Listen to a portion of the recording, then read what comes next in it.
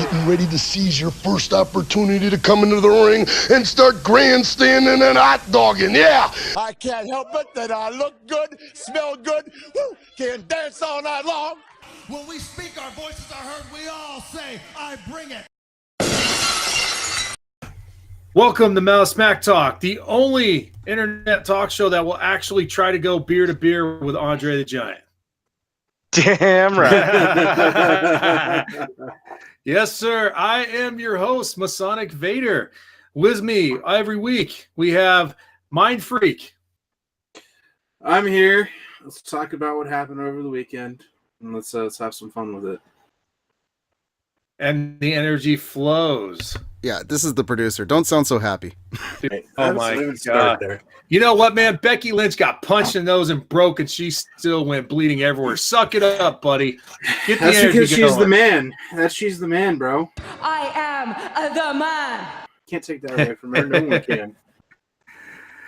And, of course, we've got the guru, the educated one, the one who's already stroking his beard, Bearded Master. Welcome, everybody, to Malice Smack Talk, where I win the picks and Vader loses them. Like your hairline. All right, so we got a good show going on today. Like I mentioned just not too long ago, we're going to be doing reviews of the weekend. We're also going to have Bearded Master throw in some of his weekend extras too. He had a busy weekend in all things wrestling, so hopefully he'll give us some insight. And if you haven't checked out some of the Instagram posts he's done over the weekend, man, that dude's seen a lot of stuff, dude. So definitely we'll pick Marty's brain this weekend, and we're gonna start off the cast with some news. So over the last couple of 48 hours now, there's been a couple big names that have popped up on WWE's radar. First one who asked for his release and actually did obtain it was Hideo Itami. In fact, from what I understand, they gave him everyone was praising him from our producer, saying that there was a lot of praise going out to him today. My thoughts are pure and simple here. Hideo Itami got robbed in WWE. What a freaking awesome talent to be wasted the way they did with him, and to not let him get any type of belt in his period of time. I understand his injury kind of set things back, but he's a great talent. They should have held on to him. What do you guys think about this? What's your idea? Let's start with Bearded Master. What do you think, sir? I'm so up and down on this because I'm actually a fan of Hideo Itami, or as I like to know him as Kenta.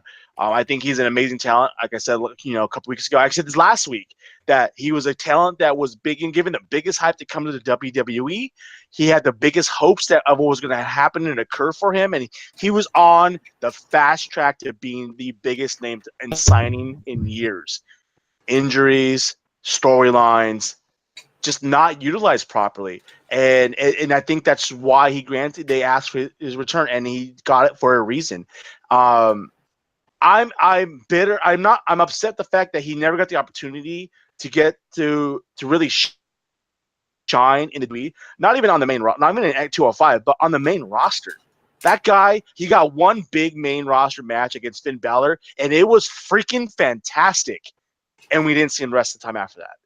Yep. I'm hoping that his release leads to something bigger, whether that's going to New Japan this time or Ring of Honor, or like we've been saying, and I'm hoping AEW.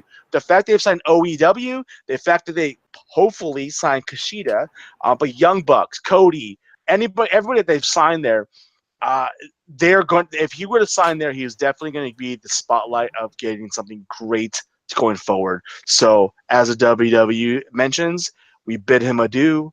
We wish him the best in his future endeavors because they will be great. Mindfreak, do you think he goes to AEW, or do you think he goes back to Reliable as far as going back to New Japan and just All Japan? Getting back at, All Japan. Excuse me. Dude, where do you think he goes? I would like to see him in AEW. If he goes back to New Japan, that'd be awesome too. But really, my thoughts on this, it's I'm not really I'm not really surprised that he asked for his release. Just pretty much based on everything that's happened. Like Marty said, with the one big amazing match with Finn Balor, and that was pretty much it. I mean, I know injuries and stuff like that happened to him also, but I mean, in the end, can't wait to see what he does next. Hell yeah, man. Like when I remember when they introed him at NXT, holy crap, was there just a big eruption. His intro music was solid. His video was solid. I was excited to see this guy do it. And his matches starting off, they were incredible. I really enjoyed seeing what he was doing and everything. And that dang injury, man, because it was supposed to be him and I believe Finn Balor for the belt. And it was going to be an awesome match, and he gets injured, and it took him so long to come back. He eventually did, especially the last like 6 months or so. He wasn't as shredded as he was before. He was bigger. It looks like he definitely put on some weight to increase muscle size and stuff. I mean, he was definitely looked like he was getting into it, and then the storylines just sucked for him, and it was horrible, man. And so I don't know. Freaking WWE messed up on that one. I hope they learn from it because he's like Bearded Master said, he's going to go postal out in the market. So the other big news, Dean Ambrose has gone out and said that when his contract comes up, he is not renewing. You think this is AEW influence, or do you think he's I was a little perplexed when I saw it because they've kept him in the main storylines. He's been hanging around and stuff. They've given him a new persona. What do you think, Mindfreak? All right, it's not Mindfreak. Let's start Bearded Master this time. Bearded Master this time. I started last time. Yeah. Did you? Then Mindfreak this time. Go. Holy shit, Vader! Are you losing your mind and your memory, or what? I drank some Java with a little added bonus. You need to. It's that Mindfreak effect. It's that Mindfreak effect that's really happening right now. Yeah, it's called that energy from the camera on that side is really lame. Come on, get the energy up. Tell me what's going to happen to Dean Ambrose. He's going to AEW after he signs, but it has nothing to do with AEW influence or anything like that. Just based on the storylines and stuff that he does, it just doesn't seem like the lunatic fringe. Like the whole like art, like the storyline of him being the moral compass of WWE, it doesn't fit him. He is the lunatic fringe. He is the unhinged, like the crazy, you not know what he's going to do next kind of thing. That's the Dean Ambrose we know. And I know writing and all that stuff changes, but with him, with what he could do in the ring, but also, some of the stuff that I personally like, because I am a Dean Ambrose fan. I liked him, especially when he held the belt. That whole thing going, but I know he's had problems and stuff like that here and there, so I think it's just a way for him to kind of get out of it, do something new, and kind of make a bigger name for himself elsewhere. Bearded. I am ecstatic about it. Where he's going to end up, I don't know. Does he go to AEW? I'm not sure because the guys that are running AEW and who's over there, I have never really seen his connection to them. Could he go because of the opportunities? Absolutely. Will he excel over there? I think so. I think this could be a Ring of Honor trying to lure him over. But the fact that they've lost their biggest stars in the last 3 months between the Elites and the Bucks and Cody, Hangman Page, the SCU with Kazarian and Scorpio Sky and Christopher Daniels, the fact that Marty Scurll's only got a couple months left for his contract, and he better be going to AEW. Ring of Honor needs some firepower to contend with who they got. Jay Lethal and Matt Taven can only hold that division for so long. So I think it's more maybe Ring of Honor allowing him to come back and possibly get some kind of storyline and some momentum going. I think that wherever he goes, we're going to see the amazing talent that Dean Ambrose has. I'm a fan of Dean Ambrose. I think the WWE outside of the Shield has not done him justice. They continually have him doing goofy antics. Let him be the lunatic fringe, but yeah, it's at a cartoonish level. Let me go postal, and I'm going to go and be the hardcore legend and get backing from Terry Funk and from Mick Foley, but I'm going to walk out with Mitch the Plant. He reminds me of Bane right now. This is like Bane from Batman Returns or whatever, dude. I never understood the change and the coming out with the mask and everything.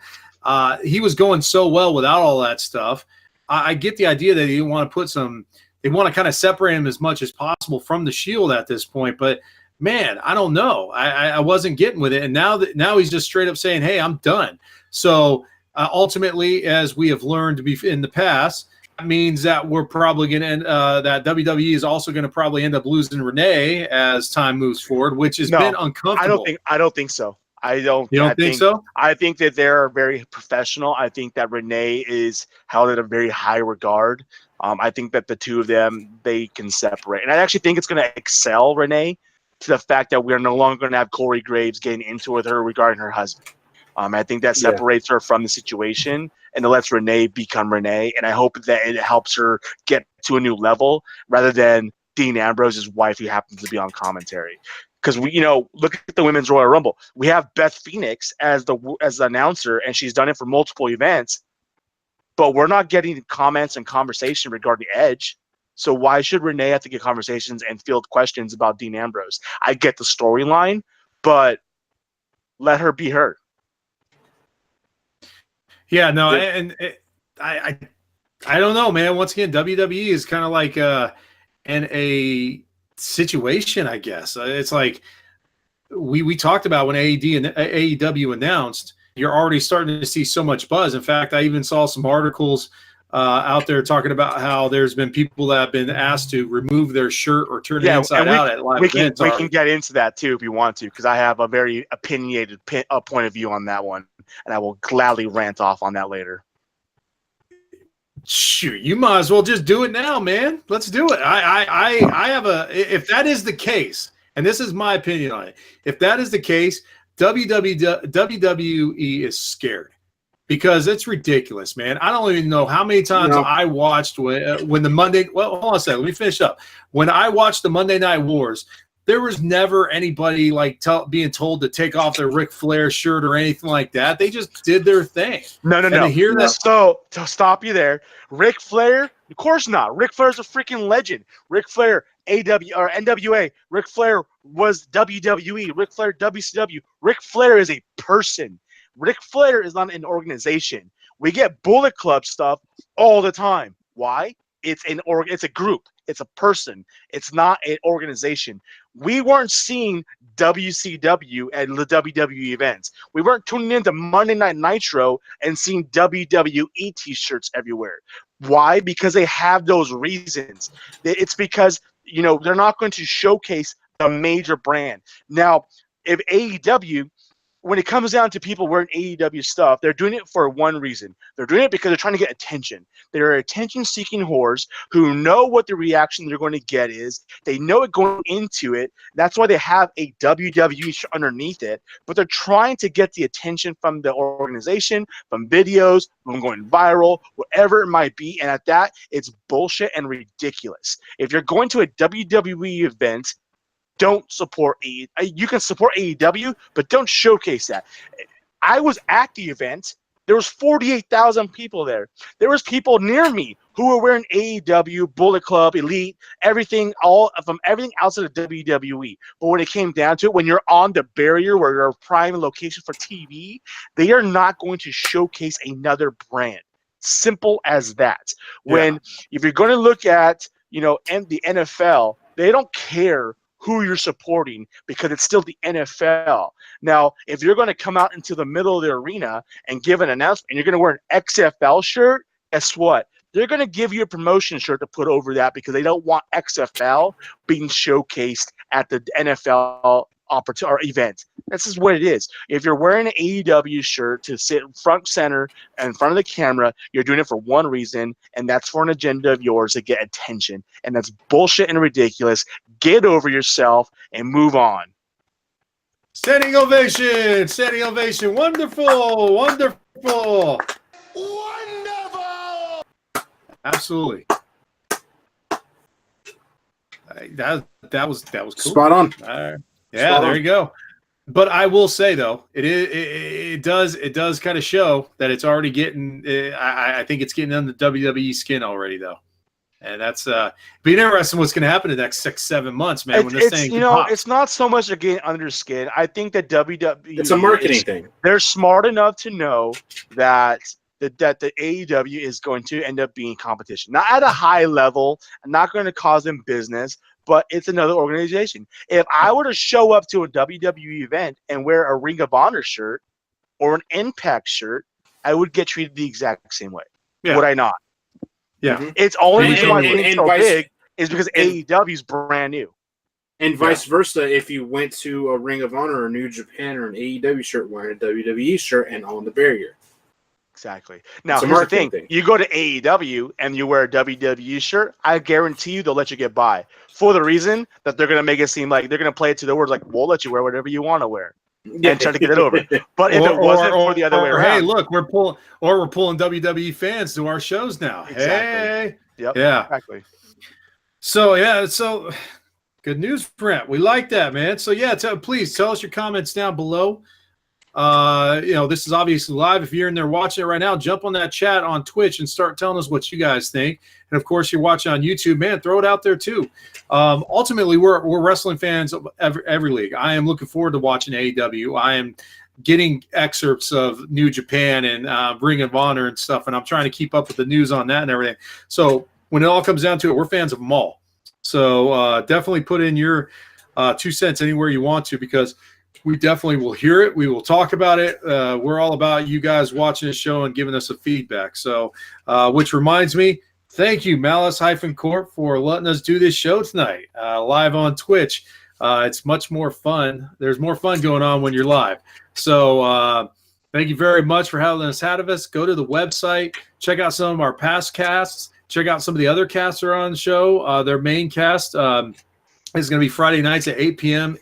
Pacific Standard Time on the West Coast here. So check us out. And then, of course, there's a lot of other great content as well. Comics for All, Quest for 100. Have fun. It's a great site. Check it out, malice-corp.com. That's our parent host. Thank you very much for letting us do this. So we are on to what we were talking about. It's a review of the weekend. There was 2 big events over the weekend. I'm just going to sit there and say I got my ass handed to me, and take it like a champ. It's all right. That's what happens. It's still plenty of pay-per-views left in the year. It's fitting that you got your ass handed to you with picks, and then you show up wearing a Hugger shirt after her ass was handed to her. Well done, sir. Hey, you know what? I play it to the cusp. There you go, buddy. So let's start off with NXT. NXT, once again, they blew that place apart, man. That show, start to finish, was awesome. Right at the beginning, the War Raiders coming out with the freaking Vikings and their shields and stuff like that. Oh man, you could tell Triple H had his hands on that one, boy. Let me tell you, that was a great entrance.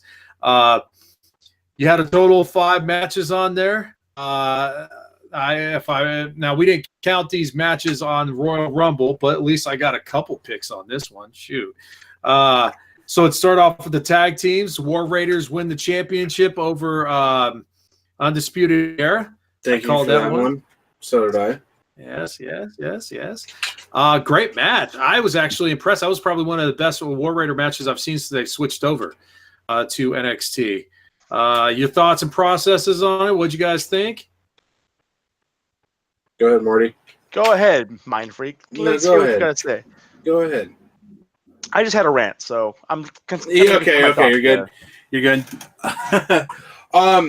As always, especially when I watch NXT, especially with the tag team division, man, it's honestly like right now with kind of like with where the tag team division is, I'm personally liking the more tag teams on NXT right now. The matches they're putting on are stellar. Not taking anything away from the main roster, but just I'm more invested into the matches themselves. Undisputed Era, like watching them. War Raiders, it was a fantastic match. The intros, as always, are amazing. But overall, it was a fantastic match. Fantastic match. Marty, you want to throw anything in there? Or are you still, settled? He needs another Steve Weiser. Yes. No. Here's my thoughts on NXT this weekend. I thought there were some fantastic spots and some great matches. I got my ass handed to me when it came to NXT predictions. One, because I thought they were going a different route, and I went along the lines of, this is Royal Rumble weekend, this is WrestleMania season, we're about to see some big things happen. It's going to start at NXT. We're going to see some things happen from this, and nothing happened. Oh, yeah. No, I'm sure we're going to bring that up again, too. Ricochet lost his belt. Pisses me off. Ciampa retains his belt. Pisses me off. Bianca Belair, who's deserving of a championship, and Baszler, who's deserving of being on the main roster, obviously didn't go that route. Undisputed Era lost. I'm okay with that. I think that's a good fit. I think it's about time to see some kind of storyline go there rather than these three guys dominating the division the entire time. Four guys. No. But when it comes to Undisputed Era tag teams, there's three of them. I gotcha. Because Adam Cole, baby, is doing other stuff. And here comes rant number 2. Everyone wants to talk about how NXT TakeOver is always kicking the pay-per-view main roster's ass every weekend or every time we have a weekend comparison. It's ridiculous. If you compare the top 5 matches from NXT to the top 5 matches of WWE that same weekend, it is not the same event. It doesn't even come close to what happened. You give them a 3-hour show where we showcase more members of the roster, which I'm down for a longer show for NXT to get more than 5 matches on that card. They have a lot of talent we're not seeing. And we're seeing the same performers week in and week out. Who wasn't performing on the NXT TakeOver and then we didn't see come Royal Rumble? Probably one of the most athletic talents on the roster in Velveteen Dream. But yet, yes, you have a longer event. Yes, we see him. You make that a 4 to 5 hour pay-per-view, and now you're thinking the same thing about Royal Rumble. Oh, this NXT cards are too long. Well, guess what? It's streamlined. That's why it does so well. People gotta stop looking at the same comparison product. Now, this weekend, I thought it was a decent card. I'm taking away the fact that I obviously lost a lot of those matches, and but they don't count, so you're happen. Okay. Right. But when you look at it, when the Gargano match happened, from Ricochet, I saw it was Ricochet. Everyone knows I'm a big fan of Ricochet. Yep. I am a decent fan or a casual fan of Gargano. But when we see Gargano's matches, I've been saying this since TakeOver Brooklyn, we're seeing the same stuff. And if he has a good match, it has a good match. But then he goes for the 5th TakeOver in a row and pulls back the mat and DDTs him into the cement. Why can't we see a different formula? Give us a different match. That worked the second time it happened between you and Ciampa. The third time, it was obnoxious and overdone. And now the 5th time, it's like, oh, it's the same thing happening again. So when it comes to TakeOver, yes, because we're getting a different kind of wrestling style, we're getting a different kind of storyline, we're getting more time for matches, I will give that to NXT. But the quality of matches and the progression of storylines, it's not there this time. And I will take that away from them. Overall, it was good. I enjoyed it. The matches were, like Marty said, some of the matches were good, but some of the same things that we've seen over and over again is just like, really? Can we get something new? Can we get something fresh? Can we do something different? This is NXT. You're known for doing amazing stuff, amazing shows, but you're having some of the same spots being taken. Like, come on. But overall, it was good. I enjoyed it. What are your thoughts on it? You know what? It was a good show, and as everyone who watches the show knows that I like NXT. Probably that's my favorite right now. I was kind of bummed about it this weekend. It was a good show, but there were some things like, first of all, I didn't expect Ricochet to lose his belt. We all talked about the fact that this would probably be the weekend where a lot of the NXT stars that have been on there for a while would probably go up and we'd be able to see them either in the Rumble or something like that. That didn't happen other than one person. I mean, they went up there. There was a couple of them, but it wasn't what we expected. Okay, so Johnny Gargano is champ now. He finally got his first belt. I mean, kudos to the guy because of the fact that he has been busting his ass in NXT. He's finally got his belt. Does it have to be at the cost of Ricochet? War Raiders put on a good match. I've been impressed with the way they've been fighting lately, and I think they earned a shot. We've talked about the fact that Undisputed Era has hold on to so much gold over the last year that would be good to get a break or even possibly move them up because, quite frankly, the main roster's tag team division still sucks.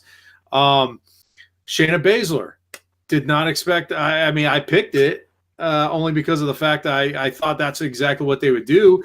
But at the same time, I'd personally much rather have had Belair win the belt and give the opportunity. But thinking in hindsight, and this is something I've said since I've seen these the other two ladies on, I don't think the 4 Horsemen women are ready to go in there yet. I'm not impressed with her backup right now. Their names are escaping my head right now, but the tall one, blonde hair, Jessamine Duke. Thank you, Duke. I don't understand. She's walking around like she's yoked, but she's not yoked. I mean, she's probably talented as all heck, but we haven't seen it yet. And I'm not impressed with them yet. So that it makes sense why they keep Baszler with the championship right now. Heavyweight championship, man, Ciampa needs to get into the big show. Take his personality and get a really good heel up there. Daniel Bryan's heel, which we'll talk about here in a little bit, is going well, but it would be really nice to have another strong heel going on other sides. I don't even care if it is SmackDown. I'm just kind of getting worn out with Ciampa. I'd like to see someone else carry the belt now. And overall, the NXT, there was no, I was expecting a new name to show up. It wasn't a new name. This was not a normal takeover. Especially because most takeovers around the big pay-per-views, Survivor Series, WrestleMania, SummerSlam, and Royal Rumble, usually debut somebody. It's pretty fair. It's a fair occurrence. I was hoping to see someone new, and nothing happened. I enjoyed it, but I was a little disappointed with it this weekend. And I'm looking forward to kind of seeing where they're going to kind of move from there because, there's names like Keith Lee that didn't show up there. We got to see Matt Riddle and Cassius Ohno. It was okay match, but I want to see more of these other guys that they brought up lately start getting into the takeover. So, that's my thoughts on takeover. I'm really hoping they could kind of turn it around for the next ones. They've got this weekend's actually the Worlds Collide thing they're doing Saturday night, where they're going to be doing NXT 205 in UK. Interested to see how they're going to play those out this weekend. Are you guys going to try to catch it? There's a lot going on with New Japan and Ring of Honor right now, so I'm trying to catch up with that. The road to G1 Supercard is heating up for both of them. New beginning with New Japan, a lot of tournament stuff. The one thing I like about New Japan is that they do events 5 days at a time. So there's a lot of wrestling going on there, especially because the outcome for both sides leads to Brooklyn for WrestleMania weekend at G1 Supercard. So, to be honest, from my ranking right now, that's kind of where my attention goes right now with those big events. Sure. All right. I mean, and this Bearded Master it's a pleasure to have him on the show because he definitely branches out to those other shows. And like I said, we're going to be hearing more about what's going to happen this weekend, which now takes us to the Royal Rumble. The Rumble. Here's what I want to do.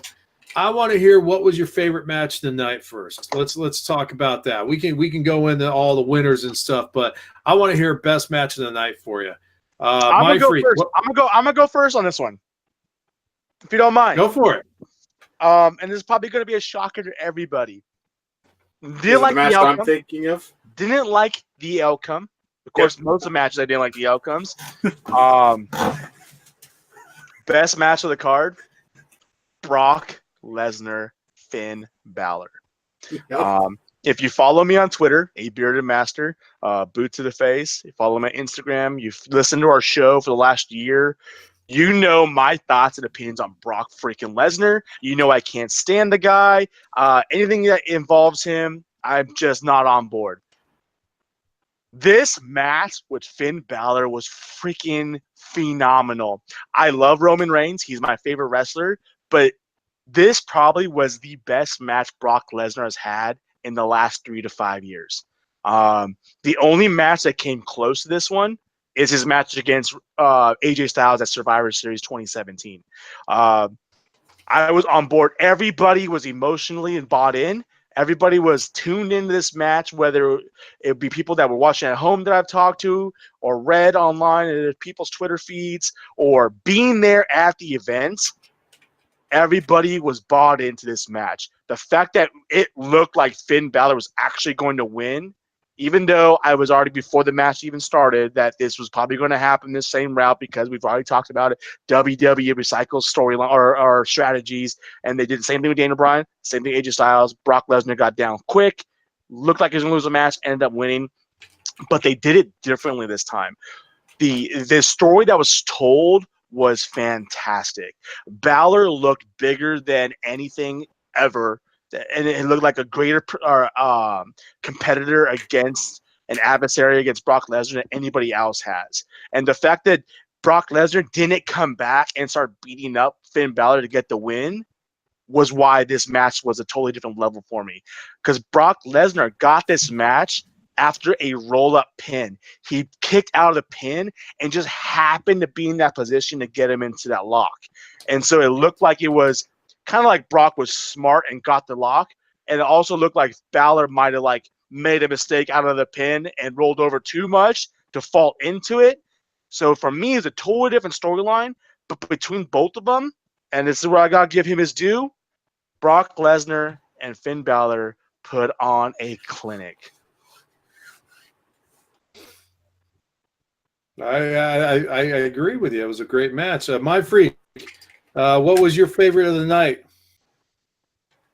My favorite one of the night. I have to agree with Bearded Master. No, not this time. Not this time. What match am I gonna pick now? What match am I going to pick now? How about Dawson and Razor Oh versus... my gosh! No, I'm not even talking about that one. It was Fabulous Moolah versus.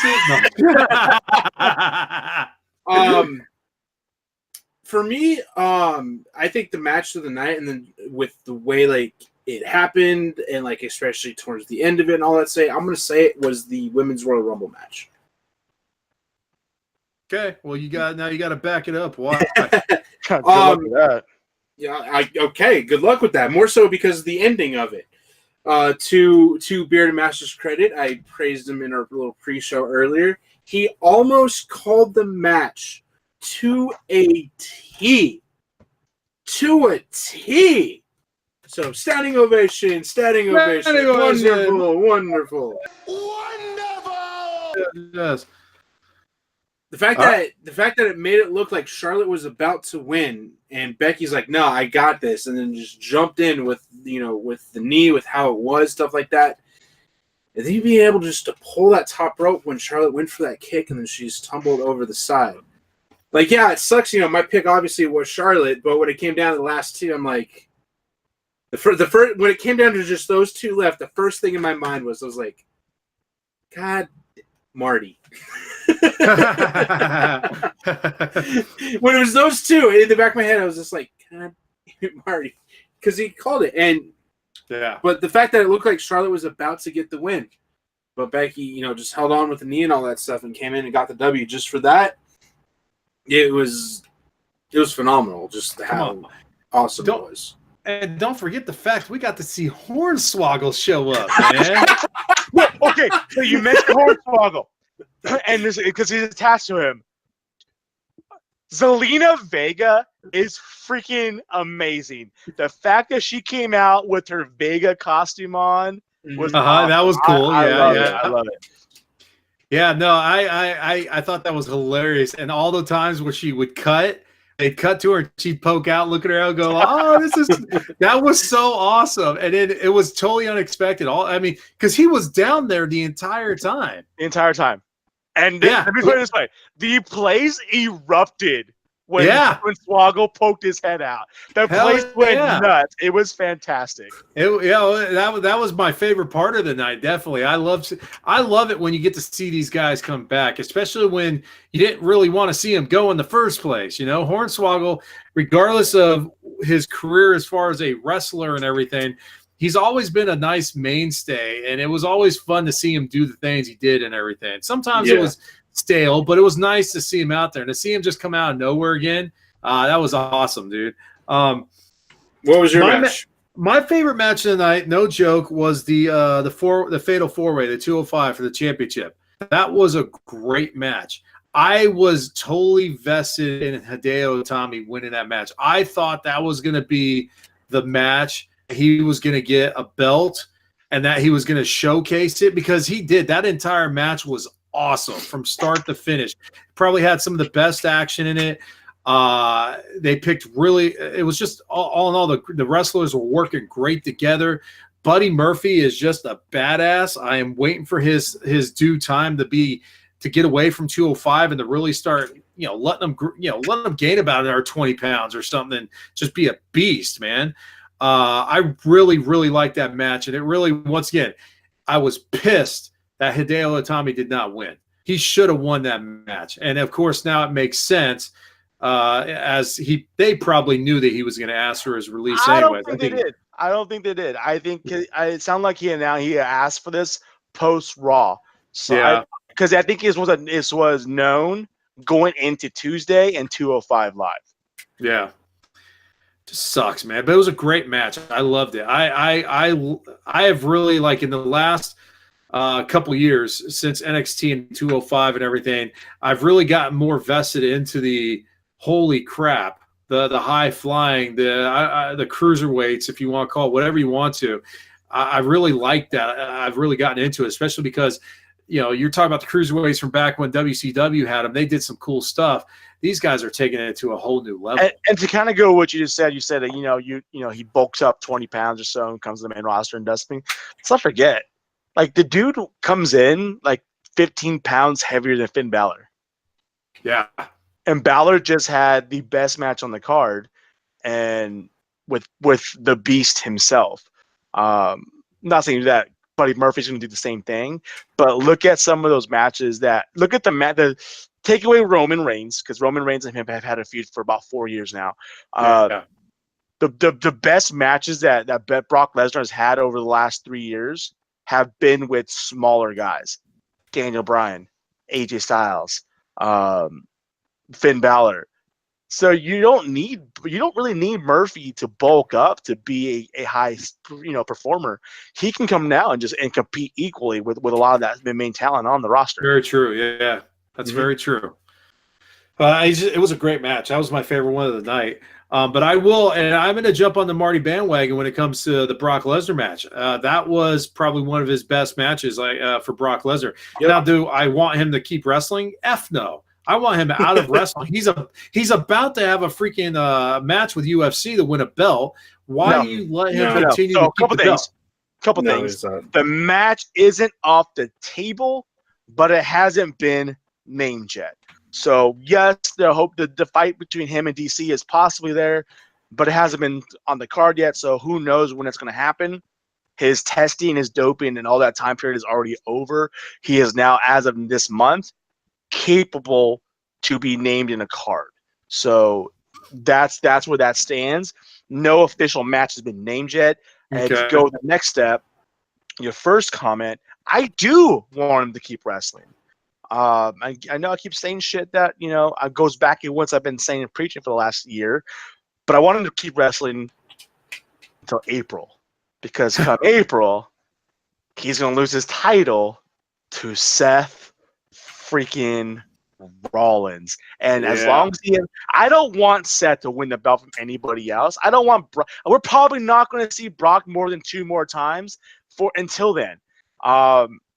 But the fact that I want Brock to hold that title now, because I want Seth to win the belt, and beat him for 2 things. One, Seth deserves it. Absolutely. We've been talking for a year now. Seth runs that organization now because he has been day in, day out. He is the key. He is Monday Night Rollins. When it comes down to it, though, this is even deeper, and this hasn't been mentioned yet. If Seth Rollins beats him for the belt, this will be the second time that Seth Rollins has taken the belt from Brock Lesnar at WrestleMania. And that's amazing right there. Yes, it is. Yes.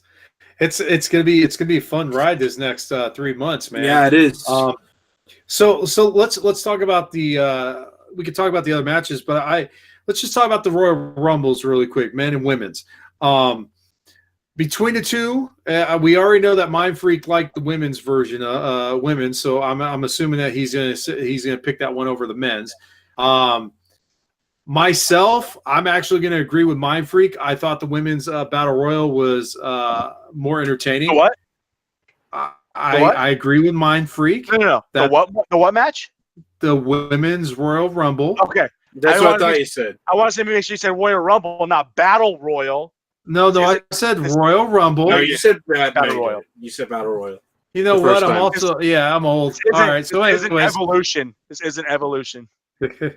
But okay, but what really kind of, once again, we mentioned this at the beginning of the cast, is we had aspirations that we thought, man, this is going to be KO's return. There might be another KO. It'll be Sami Zayn's.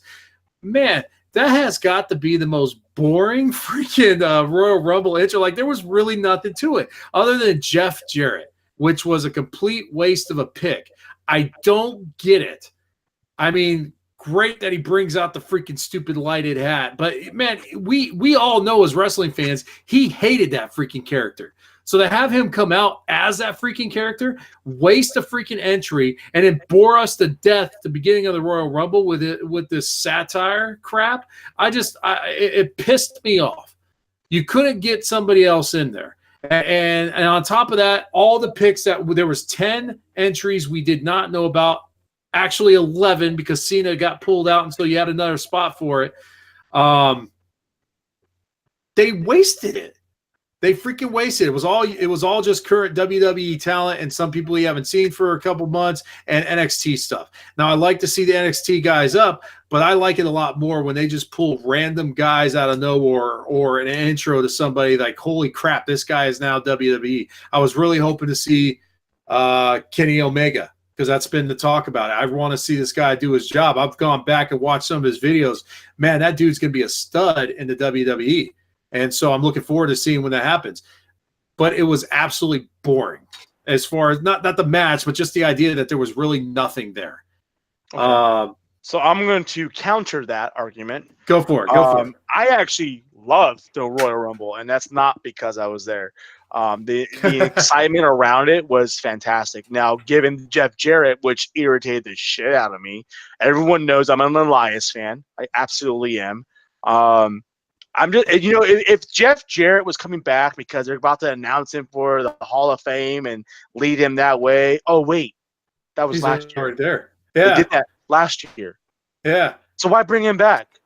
Oh, you mean we're going to bring back a guy who not only hated the character, but hated the company to come back? Yep. Why? When we have people that are rumored and reported primed to come back, and you're going to give a spot to him. I'm almost at the point, as much as I love seeing Kurt Angle there, that also was a spot that could have been given to a returning superstar. Yeah. Now, this is where I go against what I just said on that. I'm happy with the talent they brought up. Not so much Gargano, because Gargano the night before won the U.S. title, or the champion, North American title from Ricochet. So why was he there? Because win or lose, it's not like he's gonna hold a title in NXT and then go up for a main chance at WrestleMania. Makes no sense to me. Where was Velveteen Dream? Exactly. So I'll get to that right now too. There's other talent, not only NXT, but Lars Sullivan. Okay, He's having some anxiety issues. Whatever. He's a little pansy. Can't show up to WWE when you gain a paycheck. Whatever. Oh, EC3, who's been built up for a month and a half now and doesn't show up to Royal Rumble. But he's there Monday before in a mute scene backstage with Dana Brooke. Okay, that makes sense. Whatever. Velveteen Dream. Velveteen Dream is a star. He is going to be a focus and a focal point of WWE main roster for years to come. Yep. Why I'm okay with him not being there is the fact that I think that you do not waste a debut on someone like him. He deserves a much bigger debut at a much grander stage. Not necessarily WrestleMania, but where it's just him. When he comes into Raw or SmackDown and just cuts a promo on somebody. That's where he shines, and that's where he excels. In a WWE, in the Royal Rumble, a debut like that just kind of goes off to the side. But like I said, we had all the talent that we thought were going to be there. No one was. KO, both Kevin Owens and Kenny Omega, not there. Whatever. I'm disappointed in that, but I know we're going to see those. Where I'm happy that we didn't get a bunch of different randoms, it showcases the depth of talent. The fact that we had the talent and only had 2 people outside of NXT that probably shouldn't have been in the Royal Rumble, given Jeff Jarrett and Kurt Angle, that's saying something. Because in years past, we have between 4 or 5 people outside of NXT and WWE main roster show up. Honky Tonk Man or Dudley or whatever it might be. Just random people show up. And it was cool not seeing that because it really showed that they believe in their roster. And this is something you've been saying for months now. Quit bringing old people back for nostalgia fact. Given the Royal Rumble is also a nostalgia fact moment. But when you're able to showcase the talent that we had, I enjoyed that fact. And for me, that for me made it great to watch that and not seeing just random people inserted into the match. Would I have rather seen other people besides Double J, Kurt Angle, and No Way Jose? Absolutely. But I was satisfied still. My freak. Jump on in, buddy. The water is fine. The water is fine. It's all calm now. I can say something in peace. Like I said, my favorite match, was the women's match. Nothing against it. The men's match, I really did enjoy it as well. But just with the way, with the way it ended a little bit with the women's, that's what was more the wow factor for me. Even in the men's, I knew it was going to be Seth Rollins. I mean, come on, it's Seth freaking Rollins. I will tell you this, and not necessarily like a big wow surprise, but I was happy to see them in the match. One was Pete Dunne. Yeah, you had the Bruiserweight, the NXT UK champion in the Royal Rumble match. I thought that was pretty good. He did amazing. Really good. I think he was 29 minutes in. Something like that, yeah. Yeah, and he had a good reception to it, too. Yeah. The other one, too, which I thought was cool, was the standoff between Aleister Black and Drew McIntyre when he first came in the ring. I thought that was pretty cool. Because that's one of the cool things about the Royal Rumble is we see matchups that most of the time we never usually see, But I have to bring up the dark horse of the match. The absolute worst part of the men's Royal Rumble match. Oh, I'm going to disagree with you there, but go on. You know what I want to talk about then, right? Let's hear it. Just say it. Why was Nia Jax in the men's Royal Rumble Why match? Not? Dude, that was awesome. Entertaining. The Randy Orton spot, the Dolph Ziggler, the Rey Mysterio, the fact she eliminated Mustafa Ali, who's now in the Elimination Chamber for the championship. Dude, we haven't seen a dominant woman like that since Beth Phoenix. And even further back, a dominant woman since China. Yeah. And not so. This is what my thoughts on it was 2 things. One, it gave Nia Jax the opportunity to showcase she's a badass. It really does. Yeah. Not only that, but she's a freaking workhorse. The fact that she took a super kick, an RKO, and a 619 in the same match. Yes. Nobody else is doing that. That is fantastic. That's showing how much she's going to give the business to give a show. And I'll get into this later, too, because I saw Nia Jax afterwards, and I love Nia Jax. Like, I've always been a fan of her, but now same it's here. at a much higher level for me. But her being in there also took away R-Truth, which gives us something to happen on Tuesday night. Yeah. So I disagree with you as far as like why did it happen, but it happened because it was amazing and it was the perfect time for it to happen.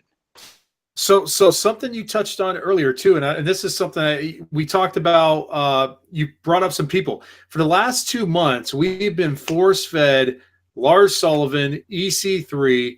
Oh gosh, man, force-fed him, and I can't even think of all the names. 5 people. Let's just put it to you that way. We've been force-fed 5 people in their intro. Nikki Cross, stuff like that. We only saw 2 of them. And the whole pay-per-view. One of them was right at the beginning of the women's, and Lacey Evans was the number 1. And let me tell you, for a debut, that was a great debut for Lacey Evans. She held on for, I think, 26 minutes. She was there. My favorite part of the women's part was seeing her go one-on-one with Charlotte. I could see something happening there with that. Holy crap, that was awesome. But we really didn't see anybody of these people. They've been forced to us for the last 5 months, and that would have been the opportunity, like you said, with Lars Sullivan and everything. But I like that women's match a little bit more because I thought, like I said, Lacey Evans starting off was awesome. Nikki Cross coming there and just being insane. They did a great job with how they cast it. And, of course, Zelina Vega, enough said. That was awesome. She goes in, she hides under there. It's good times. Since you brought that up, the other funny things of the men's was Titus O'Neil. Oh my God! He gotta be ready. Stop.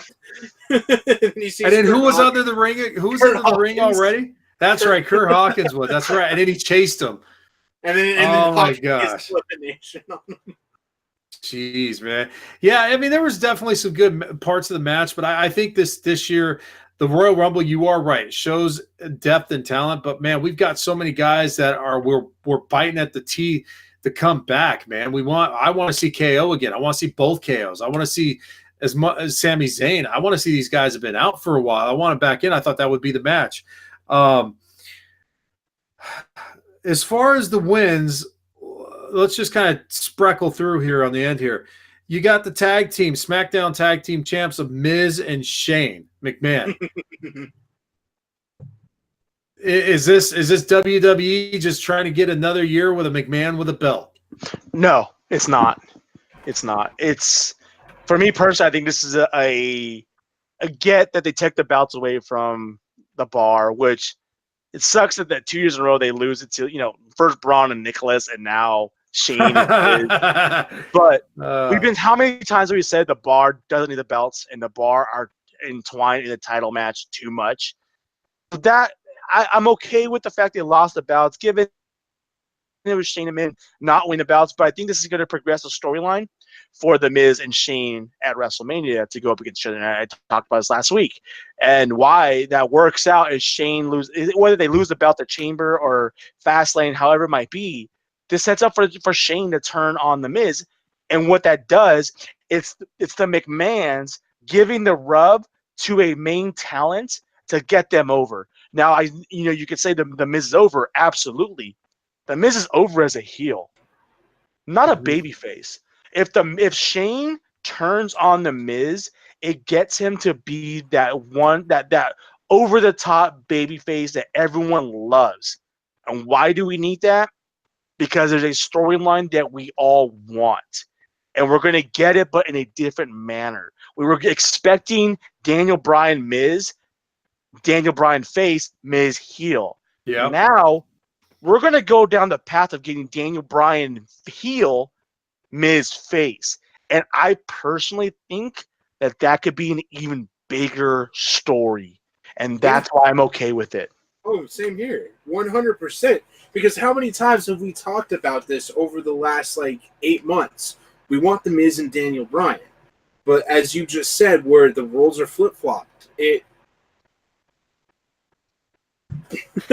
I'm a fan of the Miz, you know that. And I love the Miz as a heel. But literally, I didn't think of that till you just said it. And I'm just like, that makes it so much more sense. I'm like, the Miz as a babyface with the title? Awesome! Yes. I came to win! So we got that match. And then, surprisingly, I'm hoping you guys will agree with me on this, the Sasha Banks Ronda Rousey match was actually not a bad match. It wasn't. I think there was some. It was better than I thought it would be, and there was a couple times where I kind of had to like tweak a little bit, just the way Ronda's arm was bending. I was just like, ugh. You know what I mean? Yeah. He kind of had that like just like real quick kind of feel. She has definitely have flexible shoulders there. Yeah. Yeah, that was a good match. I was really impressed with the way that they were able to I think it was probably about 15, 17 minutes or so, and they were going nonstop. And I liked the constant counters and how Sasha Banks was able to continue, put her in the crossfade and eventually doing it was all back and forth, which was awesome. I think it was one of Rousey's more technical matches, better technical matches. And it is, of course, as she walked out, what did Sasha Banks do? The 4. It was the setup, or at least it was the plant for what we expect to see coming through. Look at Beard's getting the no. He's moving that mustache. Here we go. Let's hear it. That 4 wasn't for the 4 horsewomen. That 4 was her telling her, "You're a champion. I'm a 4-time champion. Get over it." That's what it was. Could it be a precursor? Absolutely. Could it be both? Definitely. But it was definitely, because she looked at the belt and it was I'm a 4-time champ. I don't care. You want to respect me? Fine. That's because I'm a 4-time champ. You're on your first reign. It's whatever. Given her first reign is more title time than she had in her 4. But what was crazy was that they kept panning back to Sasha as she walked away. And I don't know how it came across on TV, but everyone in that arena was begging for Sasha to go back and attack Ronda. Yep. And one, that goes to kind of what happened on Monday night. But people respect Ronda. They love Ronda. But at the same time, they don't want Ronda. And if that makes sense, I hope it does. But everybody in that arena, 48,000 people were begging, do it, for Sasha to run back and attack her one last time. And if that would have happened, that place would have erupted almost as much as it did for Becky winning the Rumble. Yeah, no, the way the TV did do it when they were showing it, I was expecting the same thing. I was expecting her to run back and charge and do her thing, but then they showed her throwing up the 4. To me, I get what you're saying. I see that as definitely a 4-time champ, but I do think that was the foundation stone. Here's the thing: we're not getting the 4 horsewomen versus the UFC horsewoman until at least SummerSlam. So it's a foundation stone. That's what it is. But I think that for the WWE, it might be a little too early to start bringing that up, because what we have going with Becky and Charlotte, or Becky and Sasha, or Ronda, but it can happen, because if you look at the last 48 hours, Ronda, with the exception of Charlotte, has had interaction with 3 of those 4. But the reason why, you look at SmackDown this week, there's nowhere coming close to Becky and Charlotte being on the same page, because that deck to the face was perfect and fantastic. Oh, and right. If Charlotte finds her way into that main event with Becky and Ronda, no, there is no way that the 4 of them are teaming up together anytime soon. I don't think she's going to find a way. I'm hoping WWE's listening to us, because right now, here's the thing about it, though, like, there's rumors to be that match is supposed to be a triple threat match between those 3. If they want the 4 horsewomen to happen, they need to keep Charlotte out of the main event. Yep. And that's the reason why I think it was the cornerstone, because, like you said, just recently Ronda's had interactions with all 3 of them. Okay, or 3 out of the 4, excuse me. They've now set it up toward is Becky versus Ronda. So you've already got that piece there. You've got, and so the only thing they need to do then is get Baszler and the other 2, Duke and whatnot, up there with her and set it up. Yeah, thank you. And set it up perfectly for SummerSlam, WrestleMania, either or. And more likely it would be SummerSlam, because Duke and Schaefer need to get need to get moving. They got to start getting Never better know. in the ring. There's still 3 teams left for the tag team elimination chamber. Oh, They easily Jesus. could jump Oh, my up. gosh. Yeah. Oh, man. So did I miss anything? I think we covered pretty much everything. We didn't talk about Rusev Shinsuke, but do we need to? No. I think it was a good weekend, man. I had a lot of fun. Now, Marty, you had some extracurricular activity, man. Tell us about it. Some of the people saw the pictures. What is the biggest pop of the night when Becky won? Oh, it was fantastic. So was that the biggest pop though? Absolutely. So here's the thing, and you guys saw my messages right after it happened, and I didn't go into further detail with that. That is that if the card had ended after she won the Royal Rumble, everybody in attendance would have been extremely happy and satisfied with that main card.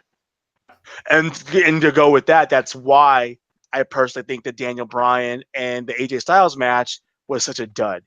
That the emotion wasn't there, the excitement wasn't there. One, you just came off of one of the biggest Royal Rumble finishes in history, not just for women, because obviously it's only second year, but in history. And you had the return of recyclable Rowan. Yay! I personally don't recall a WrestleMania, or I'm sorry, a Royal Rumble finish, and you could say John Cena. That was great. For me personally, I don't see a Royal Rumble finish being as big as that since Steve Austin won it in 2001. Like when Austin came back that year and then he won the Rumble so he can go on to face The Rock at WrestleMania 17. That to me, we haven't seen a finish and a pop for a Royal Rumble winner that big since then until Becky Lynch won. Rollins got a big pop, but the last 4 years prior, say going further, you can go 5 years prior. Nakamura, Triple H, Randy Orton, Roman Reigns, Batista. 5 years in a row, the Men's Royal Rumble, not very exciting. Half of the first 3 of those, people booed because of who won instead of who they wanted to win, because they were a year behind. This year, they were on time. And I think that's why we got such a great finish to that. But yeah, everyone that arena, if that rooftop could have been popped off with the sound, it would have. Oh yeah, I was watching it. You could totally tell that was the big pop by far. And of course, we got it once again. I'm gonna follow what Mindfreak said. Bearded Master called it. Yes. Almost. So yeah. So Bearded Master. Give us a little bit of we saw the pictures. Tell us a little bit about your time after the Royal Rumble. What you got to see, man?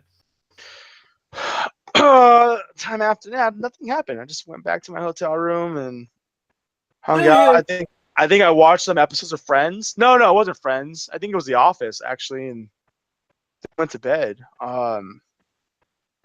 No, okay. So fantastic night. Dolph Ziggler and friends had, Dolph Ziggler, everyone knows he's a comedian outside of the WWE and does stand up. I knew he was going to have some other comics there, which he did. Sarah Tiana, someone you should check into. I'm looking into her because she was freaking hilarious. Justin Roberts. So essentially his friends became Justin Roberts as the announcer and introducing everybody. Wait, are you talking about Justin Roberts that used to do the announcer for WWE, right? Exactly. Okay, all right. Who was also the commentator for All In.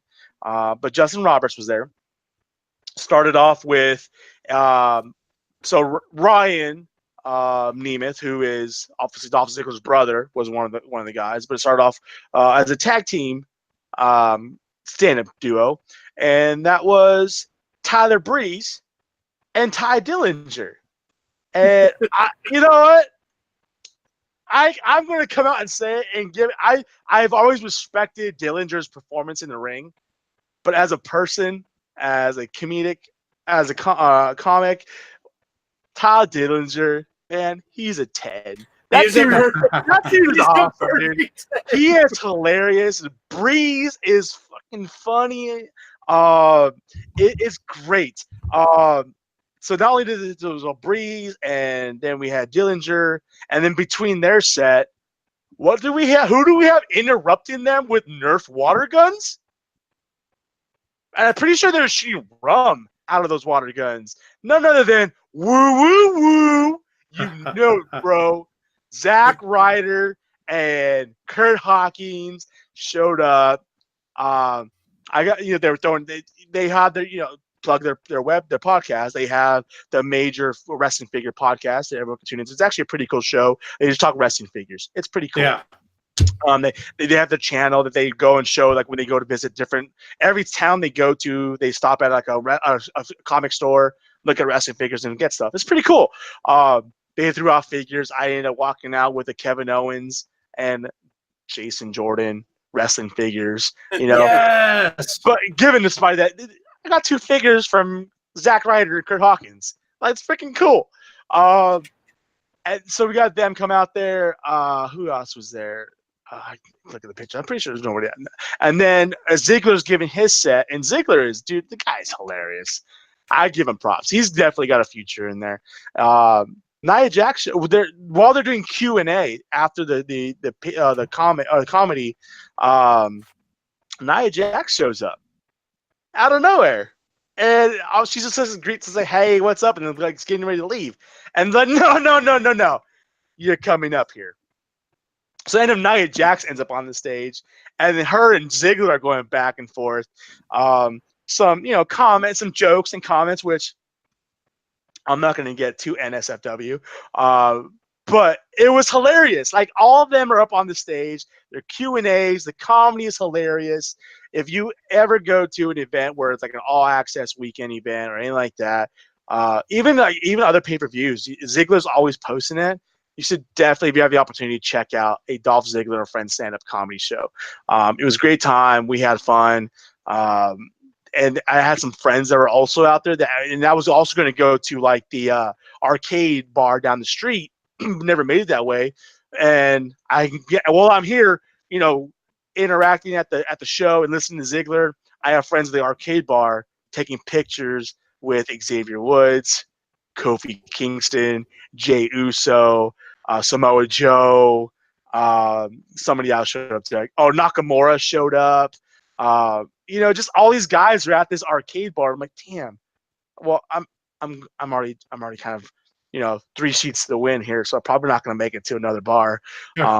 But no, if pay-per-view event weekend like this, all access, you absolutely need to take in the events. Before the pay-per-view, we met up at the same place because Bruce Pritchard, if you don't know, Brother Love, Conrad, were there doing who do their podcast. Were there doing a comedy bit before the pay-per-view, and it's awesome, dude. Got to take pictures with Brother Love, which is awesome. He's a legend. You know what I mean? Yeah. But other than that, it was just a great weekend. The environment around it was fantastic. This is Royal Rumble. It's a big 4. I can only imagine and cannot wait for what's going on WrestleMania weekend. Yeah. Given that there's one downfall about Access Access and Royal Rumble weekend. Going to Phoenix, I had an email that had timelines and who was going to be where and who's going to be doing what. And for Sunday morning, it was going to be from 10 or 8 a.m. until 12 p.m. 4-hour window, all access. Here's the list of superstars. And there was one superstar on there that she was going to be from 8 till 12. Well, I was like, I got plenty of time. I got in at 4 o'clock on Phoenix. When I got in that morning. So I'm like, I'm going to sleep until at least 9 o'clock, get up, and then I'll go do the Access All meet and greet. Wake up at 9 o'clock, look at my Instagram feed and my text messages, and there's a storyline that instead of 12 o'clock, Mandy Rose was only going to be at All Access until 10 o'clock. It was 9:30. I wasn't making it to the All Access by 10 o'clock. Did you go all Corey Graves and, I got a text. She actually had a tea and she feels better. I wanted to like send some messages in Twitter and like, just said it told me till 12. What can we do to meet up? I want to do this. But man, that was the one downfall of All Access. But other than Karma that, comes around, my friend. I'm sorry, bro. I'm sorry we didn't go to California Adventure for Alexa. Damn right. You're damn right.